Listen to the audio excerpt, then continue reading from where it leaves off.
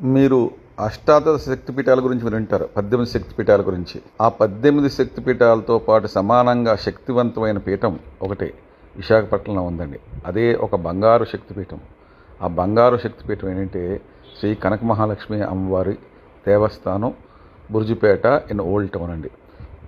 ఏ శక్తిపీఠంలో ఎంత పూజ జరుగుద్దో అదే అత్యంత శక్తివంతంగా పూజలు జరిపించే దేవాలయం విశాఖపట్నం ఒక కనకమహాలక్ష్మి అమ్మవారిలో జరుగుతుందండి.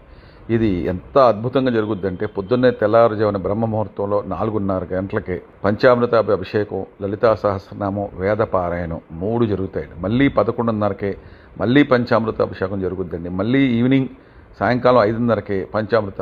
రోజుకి 3 సార్లు అమ్మవారికి పాలు, పెరుగు, నెయ్యి, తేనె, పంచదార, కొబ్బరికాయలు, పసుపు, కుంకుమ, పసుపు నీళ్ళతో పంచామృత అభిషేకాలతో ధూపం, దీపం, నైవేద్యం 3 పూట్ల కూడా ఏ శక్తిపీఠంలో జరుగుద్దో లేదో మనకు తెలియదు, కానీ ఇక్కడ శక్తిపీఠంలో మటుకు త్రికాలార్చన, కుంకుమార్చన, పంచామృత అభిషేకం 3 పూట్ల అండ్ హారతులు, విశేష హారతులు ఇస్తారు. అండ్ ఎవ్రీడే అన్నదానం ఉందండి.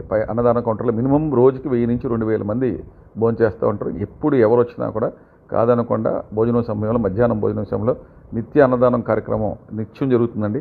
నిత్యం వేదపారాయణం జరుగుతుందండి. ఈ టెంపుల్ కూడా ఎల్లప్పుడూ ఓపెన్గా ఉంటుందండి. మీరే స్వయంగా వెళ్ళి పాలు, పెరుగు, నీళ్ళు మీరు